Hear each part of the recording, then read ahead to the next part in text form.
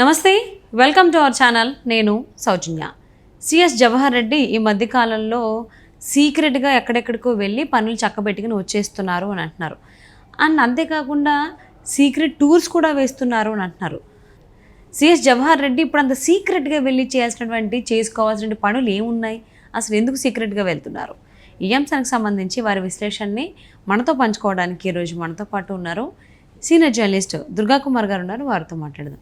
నమస్తే అండి. నమస్కారం మా సౌజన్య, మన వీక్షకులు కూడా నమస్కారం. సిఎస్ జవహర్ రెడ్డి గత కొంతకాలంగా కొద్ది రోజులుగా చూసుకున్నట్లయితే ఆయన సీక్రెట్గా కొన్ని పనులు చేసుకుంటున్నారు, అది సీక్రెట్ టూర్స్ వేసి అని చెప్పేసి అంటున్నారు. ఆయనకు అంత సీక్రెట్గా చేసుకోవాల్సినంత అవసరం ఏంటి, అసలు ఏంటి? అంటే ఇప్పుడు ఎన్నికల ముందు ఎన్నికల కోడ్ అమల్లో ఉన్నప్పుడు ఈయన కూడా అసలు ఇక్కడ నుంచి ఆ విధుల నుంచి తొలగించమని చాలా ఒత్తిడి కేంద్ర ఎన్నికల సంఘానికి ఫిర్యాదులు అందినాయమ్మా. డీజీపీని తీసేశారు కానీ సిఎస్ని తీయలేదు. సిఎస్ని తీయనందుకు ఇప్పుడు ఆయనకి ప్రభుత్వంతో అంతకుముందు నుంచి ఉన్న పరిచయం కానీ ఆయనతో ఉన్న అనుబంధం వల్ల జగన్మోహన్ రెడ్డి గారికి ఏ విధమైన సహాయమైనా చేయటానికి చివరి వరకే ఆయన ప్రయత్నించాల్సిన పరిస్థితి ఏర్పడింది. ఏంటంటే ఆయన కూడా అదే జిల్లాకు చెందిన వ్యక్తి, అదే సామాజిక వర్గానికి చెందిన వ్యక్తి. ఆయన్ని సిఎస్గా నియమించుకున్నదే ఎన్నికల్లో ఉపయోగపడాలని. అదృష్టవశాత్తు ఆయన మీద కేంద్ర ఎన్నికల సంఘం వేటు పడలేదు కాబట్టి ఉన్నాడు. కాబట్టి కనీసం చాలామందిని మార్చారు. వాళ్ళ వ్యూహంలో జగన్మోహన్ రెడ్డి గారు ఎన్నికల ముందు వేసుకున్న వ్యూహం చాలా వరకు అప్సెట్ అయింది. కనీసం సిఎస్గా ఈయన మార్పు జరగలేదు కాబట్టి ఈయన వరకు చేయాల్సిన సహాయం ఆయన చేయడానికి ప్రయత్నించడంలో తప్పులేదు, చేస్తాడు.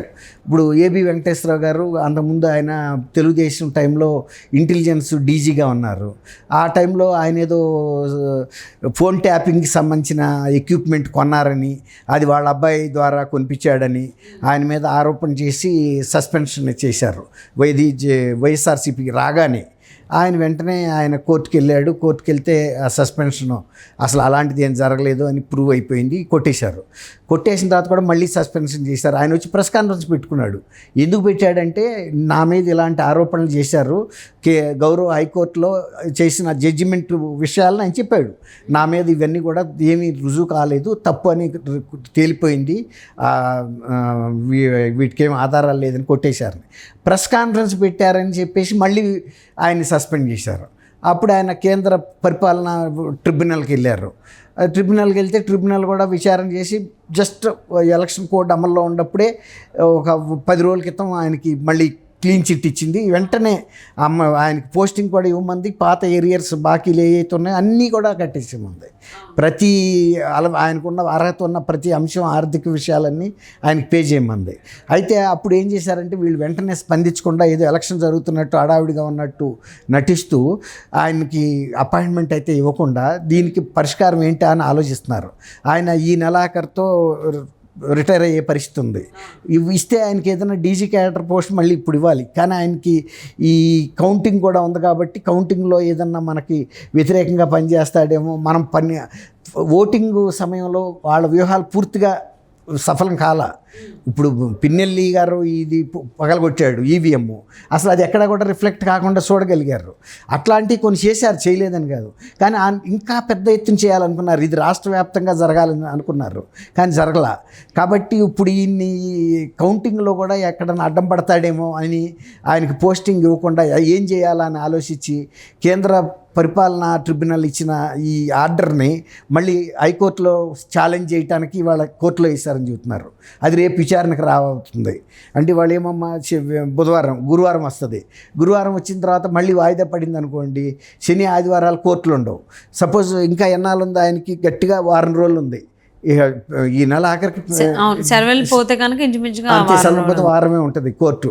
కాబట్టి ఆయన ఎట్టి పరిస్థితుల్లోనూ పోస్టింగ్ జరగకుండా వీలైనంత మేరకు నిద్రపోయేవాడిని లేపొచ్చమ్మా. నిద్రపోతుంటే బాబు లే అంటే లేస్తాడు. నిద్ర నటిస్తున్న వ్యక్తి నిద్రపోవట్లేదు కాబట్టి నువ్వు ఎంతసేపు లేపున్నా మనం ప్రయత్నించినా వినపడనట్టు తెలియనట్టు నటిస్తూ నిద్రలోనే ఉన్నట్టుగా చేస్తాడు. సేమ్ ఆంధ్రప్రదేశ్ ప్రభుత్వం ఆయన విషయంలో కక్ష సాధింపు. ఇప్పుడు ఆయన డాక్టర్ సుధాకర్ని అయితే హత్య చేయగలిగింది భౌతికంగా, కానీ ఈయన అంత పరిస్థితి లేదు. ఈయన కూడా గట్టాడే. ఈయన సుప్రీంకోర్టు ట్రాక్ కూడా వెళ్ళొచ్చాడు, తర్వాత యూపీఎస్సీకి వెళ్ళాడు, తర్వాత కేంద్ర మానవ వనరుల శాఖ దగ్గరికి వెళ్ళాడు. అట్లా ఈయన రిప్రజెంటేషన్స్ ఇస్తున్నాడు. తర్వాత ఆయనకంటూ ఒక బలమైన అనుచరులు ఉన్నారు ఆంధ్రప్రదేశ్లో. తర్వాత పోలీస్ డిపార్ట్మెంట్లో కూడా ఆయన్ని ఇష్టపడేవాళ్ళు అనేక మంది అధికారులు ఉన్నారు, సిబ్బంది ఉన్నారు. ఎందుకంటే ఆయన ఉదారంగా ఉంటాడు సిబ్బంది పట్ల, ఒక బాస్ లాగా వ్యవహరించడు, ప్రతి వ్యక్తిని గౌరవిస్తాడు. కానిస్టేబుల్స్ విషయంలో కూడా మానవతా దృక్పథంతో వ్యవహరించమని చెప్తాడు కింద సిబ్బందికి కూడా. వాళ్ళు బాగుంటేనే మనం బాగుంటాము. వాళ్ళకి ఏదైనా కుటుంబంలో సమస్యలు వచ్చినప్పుడు మీరు మరీ రూల్స్ ప్రకారం వెళ్ళొద్దు, కొంచెం మానవతా దృక్పథాన్ని అమలు చేయండి. వాళ్ళకు కూడా కొంత మీరు స్వాంతం చేకూర్చే ప్రయత్నాలు చేయండి. వాళ్ళు రికవర్ అవ్వాలి కదా మానసికంగా దెబ్బతిన్నప్పుడు. అలాంటి మానవత్వం ఉన్న వ్యక్తిన ఏబి వెంకటేశ్వరరావు గారు. అందువల్ల ఆయనకి డిపార్ట్మెంట్లో విపరీతమైన సానుభూతి ఉంది, విపరీతమైన గౌరవం ఉంది, అభిమానులు ఉన్నారు. ఆయన ఎప్పుడైనా కూడా బాగుండాలి, డిపార్ట్మెంట్లో మంచి పోస్ట్లో ఉండాలి. ఉంటే డిపార్ట్మెంట్ కిందంతా కూడా బాగుంటుంది కదా. ఆయన పైన ఆయన బాగుంటే కిందంతా బాగుంటుంది. అట్లా ఆయన్ని వ్యక్తిగతంగా అభిమానిస్తారు. పోస్ట్లో ఉన్నా లేకపోయినా, ఈ నెలతో రిటైర్ అయ్యి వెళ్ళిపోతున్నా కూడా ఏబి వెంకటేశ్వరరావు గారు వాళ్ళ మనసుల్లో అయితే ఇప్పుడు ఎవరైతే సర్వీసుల్లో ఉన్నారో, ఆయనతో అంటే ఎక్కడో ఒకసాట ఆయనతో సహాయం పొందారో వాళ్ళందరికీ కూడా ఆ గౌరవభావం పోదు కదా. ఎక్కడ ఏబి వెంకటేశ్వర గారు కనపడినా చేతులు ఎత్తి నమస్కారం పెడతారు. తర్వాత ఆయన ఏదైనా చిన్న ఇష్యూ ఎక్కడ కనపడినా కూడా ఆయన అంటే ఒక మంచి మాట చెప్పుకుంటారు. అట్లా వాళ్ళు కూడా రిఫరెన్స్గా చెబుతారు, ఏబి వెంకటేశ్వరరావు గారు ఉన్న టైంలో ఇలా ఉండేది, మేము ఇట్లా సహాయం చేసేవాడు, అట్లా మాట్లాడేవాడు. అట్లా ఆయనకంటూ ఒక ఇమేజ్ ఉంది డిపార్ట్మెంట్లో. అందుకే వీళ్ళు ఏం చేస్తున్నారంటే, ఆయన కనుక డిపార్ట్మెంట్లోకి వస్తే రేపు మనం ఏదన్నా అల్లర్లు సృష్టించడానికి ప్రయత్నించినా కూడా ఆయన అడ్డుపడగలడు. ఆయన భీష్ముడు అంటాడు. అంటే వ్యూహం అంతా తెలుసు, కురుక్షేత్రంలో ప్రతి అంశం తెలిసిన ఆయన ఎక్కడ ఎవరు ఎలాంటి ప్రయత్నాలు చేస్తారో వాటిని ఎలా అడ్డుకోవాలి అనేది ఆయన కొట్టిన పిండి. తర్వాత వివేకానంద రెడ్డి గారి హత్యకి సంబంధించిన అంశాల విషయంలో కూడా ఆయనకు చాలా కీలకమైన అంశాలు తెలుసని చెప్తున్నారు ఇప్పటికీ కూడా. రేపు ఆ కేసు విచారణ సందర్భంలో కూడా ఆయన రిటైర్ అయినా కూడా సిబిఐ లాంటి సంస్థలకు సహకరించగలడు. ఏ వ్యక్తికైనా ఒక సంస్థకి సహకరించడానికి స్వేచ్ఛ ఉంది కదమ్మా. వాళ్ళు ఏదన్నా క్లూలు ఇస్తానన్నా లేకపోతే అందులో కొన్ని అంశాలు చెప్తానన్నా తీసుకుంటారు, నేను చెప్తానన్నా తీసుకుంటారు, ఎవరు చెప్తానన్నా మీరు చెప్తానన్నా.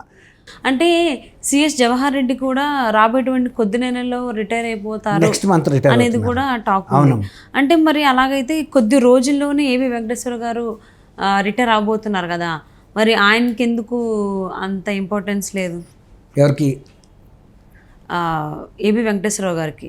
అయినా ఈయన సిఎస్ జవహర్ రెడ్డి ఎందుకు సీక్రెట్ టూర్స్ చేస్తున్నారు? సిఎస్ జవహర్ రెడ్డి గారు మనం ఏమి వ్యక్తిగతంగా అనలేమమ్మా. వ్యక్తిగతంగా ఆయనేమి చెడ్డ మనిషి అయితే కాదు. కాకపోతే జగన్మోహన్ రెడ్డి గారి పరిపాలనలో ఆయన చీఫ్ సెక్రటరీగా ఉన్నాడు కాబట్టి జగన్మోహన్ రెడ్డి గారు ఏ ట్యూన్ చేస్తే ఆ డ్యాన్స్ చేయాలి. ఆయన అంచనాలకు తగ్గట్టు చేయకపోతే ఆయన ఓర్చుకోలేడు. ఆయన ఒక్కోసారి అధికారుల మీద తిరగబడతాడు కూడా. అందులో జవహర్ రెడ్డి గారు భౌతికంగా కూడా మంచి పటిష్టమైన వ్యక్తి ఏం కాదు. ఇప్పుడు ఏబి వెంకటేశ్వరరావు గారు అన్న భారీ విగ్రహం, అంతకుముందు సిఎస్ సుబ్రహ్మణ్యం గారు కానీ చేశాడు. ఆయన వేరేంటి సుబ్రహ్మణ్యం చీఫ్ సెక్రటరీగా చేసి బాపట్ల ఆయన మీద కూడా దౌర్జన్యానికి పాల్పడ్డాడని కూడా చెప్తున్నారు. అలా అధికారుల మీద చెన్నారెడ్డి గారు అయితే ఫైలే ఇసిరేవాడు, ఏదన్నా వాళ్ళ ఫైల్ బాగోకపోతే డ్రాఫ్టింగ్ అది. ఈయన అట్ట కాదు, భౌతికంగా కూడా వెళ్ళిపోతాడు అంటున్నారు. అందువల్ల ఏ అధికారి కూడా ఆయన ఆగ్రహానికి గురి అవ్వాలని అనుకోరు కదమ్మా. ఏదో సర్దుకుని వెళ్ళిపోతే అయిపోద్ది. ఆయన కూడా జూన్లో రిటైర్ అయిపోతున్నాడు, అవసరం ఆయనకి ఇంత తగదా. మళ్ళీ సొంత జిల్లా వాళ్ళు రేపు ఎక్కడన్నా సోషల్ ఫంక్షన్స్లో తారసపడాల్సి వస్తుంది ఒకళ్ళకొకళ్ళు కదా. కాబట్టి ఒక మంచి రిలేషన్తో వెళ్ళిపోదామని ఆయన చూస్తున్నాడు. సో మరి సిఎస్ జవహర్ రెడ్డి ఈ మధ్యకాలంలో సీక్రెట్ టూర్స్ వెళ్తా మరి ఏమేమి సర్దుకుంటున్నారు ఏంటి అనేది రాబోయే రోజు తెలుస్తుంది. రెండోదమ్మా, మరి ఆ రోజు అర్ధరాత్రి పూట కొంతమంది ఆర్థిక శాఖ అధికారులని బోట్లో పెట్టుకుని నిధులు 14,000 కోట్లు వచ్చినప్పుడు ఏ కాంట్రాక్టర్లకు ఇవ్వాలి, ఎట్లా ఇవ్వాలనే ఆదేశాలు కూడా ఆయన ఎవరో సీక్రెట్గా బోట్ టూర్కి తీసుకెళ్ళి కృష్ణా రిజర్వాయర్లో తిప్పుతూ చెప్పాడని కూడా వచ్చింది. బహుశా మీరు విన్నది అది కూడా అయ్యి ఉండొచ్చు, ఇలా సీక్రెట్ టూర్లని. అంతేగాని వేరే ఉద్దేశం మీద ఆయన రాత్రిళ్ళు టూర్లు పెట్టుకుంటాడని నేను అనుకోను. అంటే ఈ మధ్య కాలం ఇంకా కొంచెం ఎక్కువ అయిపోయినాయి సీక్రెట్ టూర్స్ అనేటువంటివి. అయి ఉండొచ్చు. మరి వెనకాల ఏమేం కుట్రలు జరుగుతున్నాయి, ఏమేం ప్లాన్స్ చేసుకుంటున్నారో తెలియదు. రాబోయేటువంటి ఇవాళ కాదు రేపైనా తెలుస్తాయి కదమ్మా. Thank you so much Durga Kumar గారు.